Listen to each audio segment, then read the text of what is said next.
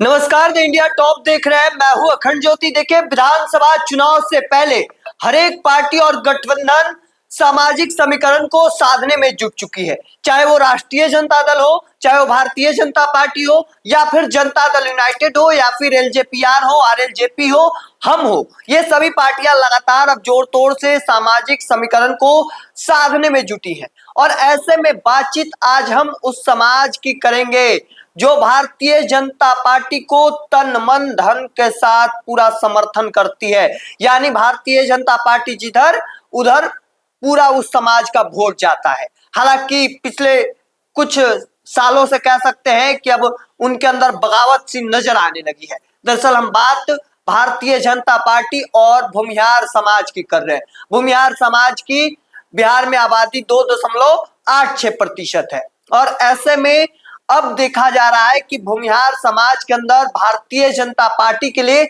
बगावत सी नजर आने लगी है। हालांकि अभी देखा गया कि भारतीय जनता पार्टी ने बिहार में डिप्टी सीएम भूमिहार समाज से बनाए, केंद्र में कई सारे मंत्री भूमिहार समाज से बनाए गए, चाहे वो गिरिराज सिंह हो, ललन सिंह हो, तमाम कई मंत्री बनाए गए। लेकिन इसके बावजूद भी जो नाराजगी है वह देखने को समय दर समय मिलती रही है। हालांकि बात हम विधानसभा चुनाव की कर लेते हैं। 2020 विधानसभा चुनाव की करते हैं, चूंकि उस वक्त भारतीय जनता पार्टी 110 सीटों पर चुनाव लड़ी थी और उस दौरान कई सीटों पर भारतीय जनता पार्टी ने भूमिहार कैंडिडेट उतारे थे। कई सीटों पर जीत मिली, लेकिन कई सीटों पर हार का सामना करना पड़ा था। कौन कौन सी सीटें थी, कौन उम्मीदवार थे, ये सारी कुछ जानकारी हम आपको एक एक करके बताते हैं। दरअसल बात 2020 की करें तो उस वक्त 110 में से 15 सीटों पर भारतीय जनता पार्टी ने भूमिहार कैंडिडेट उतारे थे। और ऐसे में न केवल जो उतारे उन सीटों पर, उनमें कई सीटों पर हार का सामना भी करना पड़ा था। कई सीटों पर बड़ी मार्जिन से हार का सामना करना पड़ा, तो कई सीटों पर कह सकते हैं छोटी, यानी 1000-1200 का अंतर देखने को मिला था। हालांकि इस बार क्या कुछ होगा यह भी देखना काफी दिलचस्प रहेगा। लेकिन उससे पहले हम आपको बता दें कि 15 सीटों में से 8 सीटों पर जीत मिली, वहीं 60 सीटों पर हार का सामना भी करना पड़ा था। वो सीटें समझिए कि कौन कौन सी थी। चनपटिया चंपारण की सीट है, जहां से प्रकाश राय को टिकट काटकर उमाकांत सिंह को दिया गया था और वह उस सीट से जीत हासिल भी किए थे। दूसरी सीट की बात कर लेते हैं। सिवान की सीट है उरिया कोटी, जहां से देवेश कांत सिंह चुनाव जीते थे। 2 सीटें हो गई। तीसरी सीट जो कि मुजफ्फरपुर की सदर सीट है, जहां से सुरेश शर्मा पूर्व मंत्री, भूमिहार समाज के बड़े नेता, उन्हें उतारा गया, लेकिन वह चुनाव हार गए थे। तो देखिए, ये तीसरा नाम। चौथा नाम चंपारण की सीट है कल्याणपुर विधानसभा सीट, जहां से सचिंद्र प्रसाद को उतारा गया था। 1200 वोटों से राष्ट्रीय जनता दल से वह चुनाव हार गए थे, यानी राष्ट्रीय जनता दल ने उन्हें 1200 वोटों से चुनाव हरा दिया था। चौथा सीट। अब 5वें सीट की बात कर लेते हैं, जहां पर कह सकते हैं कि भारतीय जनता पार्टी के कैंडिडेट को बुरा हाल का सामना करना पड़ा था। विक्रमगंज भूमिहारों की सीट कही जाती है, गढ़ कहा जाता है। पटना का यह सीट है। अतुल कुमार जो नया चेहरा थे, युवा चेहरा थे, उन्होंने न केवल चुनाव हारा बल्कि तीसरे स्थान पर आ गए थे। हालात ये हो गए थे भारतीय जनता पार्टी के कैंडिडेट के विक्रमगंज सीट पर। चौथा सीट तरारी विधानसभा सीट से, जहां से कौशल विद्यार्थी जो नया नाम, नया चेहरा कह सकते हैं, पार्टी की ओर से उतारे गए, वह भी चुनाव हार गए थे। 2020 में तीसरे स्थान पर पहुंचे थे। तो ये जो सीटें हैं, हार जीत का इन सीटों पर देखने को मिला। हालांकि तरारी विधानसभा सीट भारतीय जनता पार्टी उपचुनाव में जीतने में सफल रही और सुनील पांडे के बेटे विशाल प्रशांत उपचुनाव जीते और विधायक बने हैं नए। 5वें से और सीट की बात कर लेते हैं। गोह भारतीय जनता पार्टी के कैंडिडेट गोह विधानसभा सीट से मनोज शर्मा चुनाव हार गए। 6ठा सीट अरवल दीपक शर्मा चुनाव हार गए। लखीसराय विजय सिन्हा डिप्टी सीएम है वर्तमान में, चुनाव जीतने में सफल रहे। बीरपुर से इंजीनियर कुमार शैलेंद्र चुनाव जीतने में सफल रहे।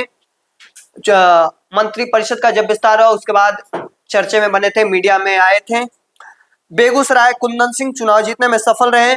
बिस्फी हरिभूषण ठाकुर बचौल हिंदुत्व के बड़े, भाजपा के बड़े नेता कह सकते हैं, फायर ब्रांड नेता कह सकते हैं, लगातार हिंदुत्व वाला बयान देते रहे हैं। जाले से जीवेश मिश्रा वर्तमान में जब मंत्री हैं और हाल के दिनों में जब मंत्रिपरिषद का विस्तार हुआ बिहार में तब मंत्री बनाए गए। हिसुआ अनिल सिंह चुनाव हार गए, भारतीय जनता पार्टी से उम्मीदवार थे। वारसलीगंज अरुणा देवी अखिलेश सरदार की पत्नी, जो कि वहां से उम्मीदवार बनाई गई, चुनाव जीती। और ऐसे में जो 15 उम्मीदवार हमने आपको बताए, तो कई सीटों पर, हालांकि अगर हम कुल मिलाकर बात करें तो 110 सीटों में से 15 सीट पर भूमिहार उतारे गए बीजेपी की ओर से, तो उसमें से 8 सीटें जीते और 7 सीटें हार गए। लेकिन अब हम जोड़ देते हैं तरारी विधानसभा सीट को, उपचुनाव में जो भारतीय जनता पार्टी चुनाव जीतने में सफल रही, तो वो इस वजह से 9 सीटें हो जाती है। अब बात कर लेते हैं 2020 के बाद 2025 विधानसभा चुनाव की, जो होने वाला चुनाव है। हो सकता है अक्टूबर नवंबर में चुनाव कराया जाए, लेकिन इस बार ऐसा तय माना जा रहा है कि 110 से सीटें घटेगी भारतीय जनता पार्टी की, क्योंकि इस बार गठबंधन में कई पार्टियां हैं। चिराग पासवान की पार्टी, जीतन राम मांझी की पार्टी, उपेंद्र कुशवाहा की पार्टी, जनता दल यूनाइटेड तो है ही मजबूत पार्टी और उनका दबदबा कहा जा रहा है। तो ऐसे में आप कह सकते हैं कि कई सीटों पर बदलाव संभव है। वह सीटें कौन बदलाव संभव है, वह चीजें हम आपको बता देते हैं। सबसे पहले गोह, क्योंकि गोह पर ऐसा चर्चा चल रहा है कि गोह से उपेंद्र कुशवाहा की पार्टी से वह टिकट दिया जा सकता है, वह सीट जा सकती है उपेंद्र कुशवाहा की पार्टी आरएलएम को। गोह में मजबूत दावेदारी रखते हैं डॉक्टर रणविजय सिंह, कई बार के विधायक रहे हैं, उस क्षेत्र में मजबूत दबदबा है, सभी सामाजिक समीकरणों को साधे हुए हैं। और यही बड़ी वजह है कि जब दो भूमिहार टकराए थे तब वहां पर दोनों भूमिहारों को हार का सामना करना पड़ा था और भारतीय जनता पार्टी के कैंडिडेट को भी हार का सामना करना पड़ा। और ऐसे में चर्चा इस बात को लेकर है कि इस बार इस सीट जो बदलाव हो सकती है, गो से रणविजय सिंह को आरएलएम से टिकट मिल सकता है, सीट मिल सकती है। बात अरवल की कर लेते हैं, जहां से दीपक शर्मा चुनाव हार गए थे। और ऐसे में चर्चा इस बात को लेकर है कि हो सकता है ऐसा कि मनोज शर्मा को यहां से अरवल शिफ्ट किया जाए, या फिर कुछ अलग समीकरण को साधने की कोशिश की जा सकती है, या फिर नया चेहरा को टिकट दिया जा सकता है, संभावना जताई जा सकती है। अब ऐसे में इन सीटों का बदलाव था, लेकिन जिन पर कैंडिडेट बदलाव किए जा सकते हैं, जिन सीटों पर, वह सीट हो सकती है विक्रमगंज से, क्योंकि सबसे बुरा हाल भारतीय जनता पार्टी के कैंडिडेट का उसी सीट पर हुआ था। न केवल वो चुनाव हारे बल्कि तीसरे स्थान पर चले गए थे।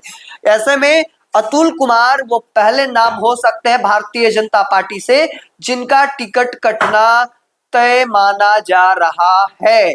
ये संभावित नाम हो सकते हैं टिकट कटने में, चूंकि नया नाम है, नया चेहरे हैं, तो अभी युवा है, आगे मौका मिल सकता है, अभी लंबे कह सकते हैं खेल सकते हैं। और ऐसे में विक्रमगंज से जिनका नाम टिकट मिलने का है, झुकाव जो देखा जा रहा है वो सिद्धार्थ सौरभ का है, उन्हें भारतीय जनता पार्टी टिकट दे सकती है, संभावना जताई जा रही है। अब दूसरे पर बात कर लेते हैं मुजफ्फरपुर सीट की।